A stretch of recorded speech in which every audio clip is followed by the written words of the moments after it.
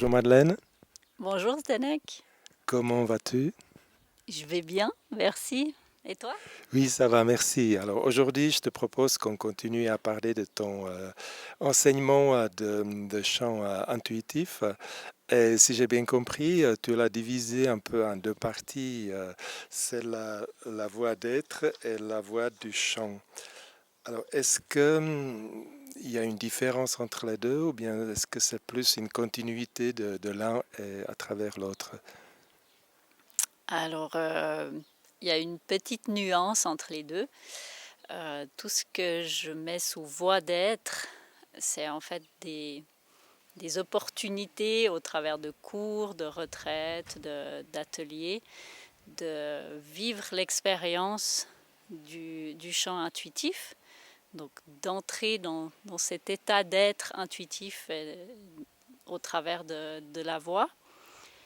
Et puis la voix du chant, c'est c'est un cheminement, c'est un processus d'évolution vers un état intuitif plus ancré, plus intégré au quotidien et dans l'expression vocale. Peut-être commençons à parler de la première approche que tu appelles voie d'être, qui est quelque chose de plus ponctuel, qui ne s'étale pas dans la continuité comme la deuxième approche. Est-ce que tu peux nous en dire un peu plus? Alors, voix d'être, c'est donc des, des cours, des ateliers, des retraites qui me permettent de transmettre mon expérience du chant intuitif et de la pose de voix. Euh, et au fond, les élèves vont pouvoir comme ça vivre cette expérience en étant à mon contact. Et c'est vraiment à la carte, c'est-à-dire qu'on peut faire un cours, deux cours, on peut vivre une fois un atelier, on peut revenir tous les mois à l'atelier, euh, on peut faire juste une retraite sur quelques jours. Donc si j'ai rien fait jusqu'à maintenant et j'aimerais commencer avec toi, qu'est-ce que tu proposes pour le début et comment ça s'enchaîne par la suite? Alors, il faut commencer par une activité à la carte, donc soit un cours privé, soit un cours, un atelier de groupe, soit un cours duo si on a envie d'être avec un proche. Et puis vivre une première expérience pour déjà savoir si on s'accorde, si ma transmission correspond à ce qu'on souhaite faire. Et puis après, ça permet de déterminer aussi quel est le chemin le plus approprié. Est-ce qu'il faut continuer avec des petites choses ponctuelles ou s'engager dans un processus plus sur la durée? Ah, tu veux nous expliquer un peu comment ça se fait pour la prise de contact avec toi? Alors, il faut simplement me contacter via mon site internet ou sur un réseau.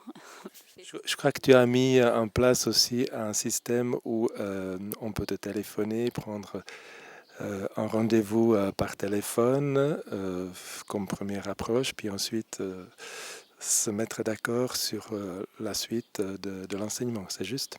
Alors tout ça, ça se fait via mon site. Il y a des liens qui permettent effectivement d'avoir une première discussion par téléphone, qui permettent de s'orienter déjà un petit peu, ou alors de directement prendre rendez-vous pour un cours ou pour un atelier.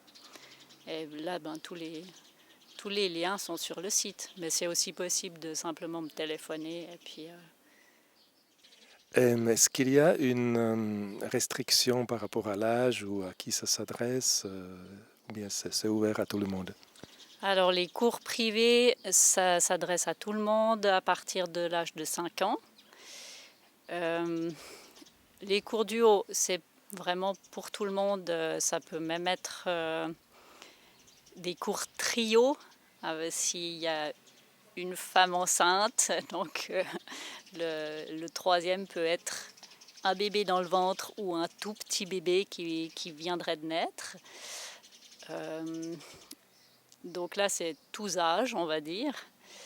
Les ateliers, c'est à partir de l'âge de 10 ans. Et puis pour une retraite sur plusieurs jours, c'est à partir de l'âge de 16 ans.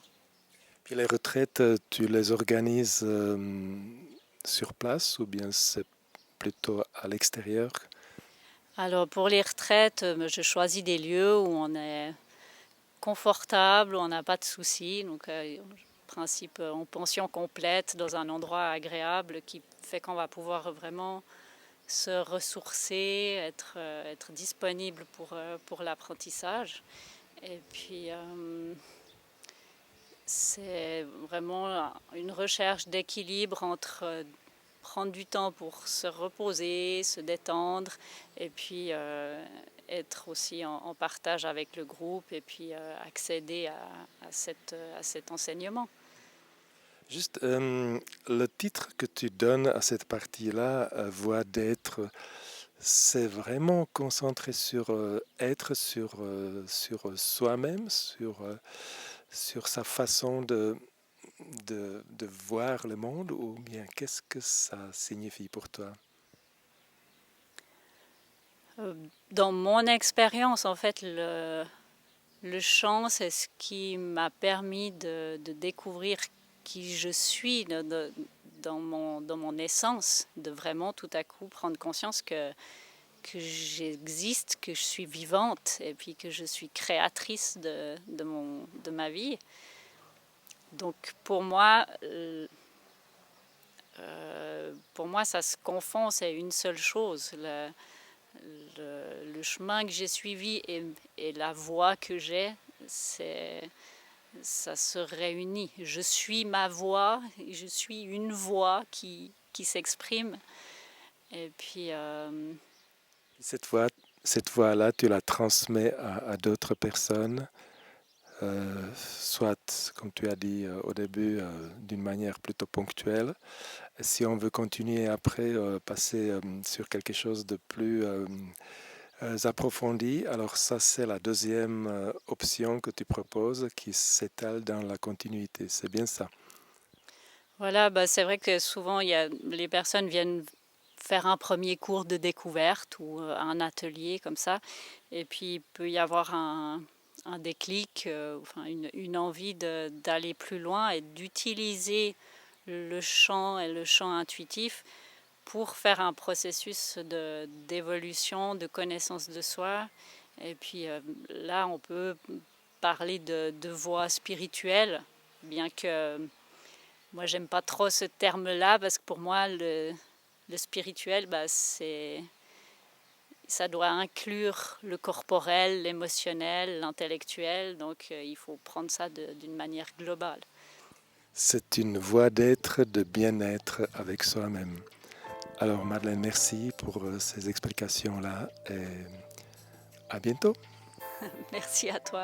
Pour soutenir mes activités et faire circuler mes informations, merci de vous inscrire à ma newsletter via mon site, de vous abonner à ma chaîne YouTube, de suivre ma page Facebook, de cliquer régulièrement sur les pouces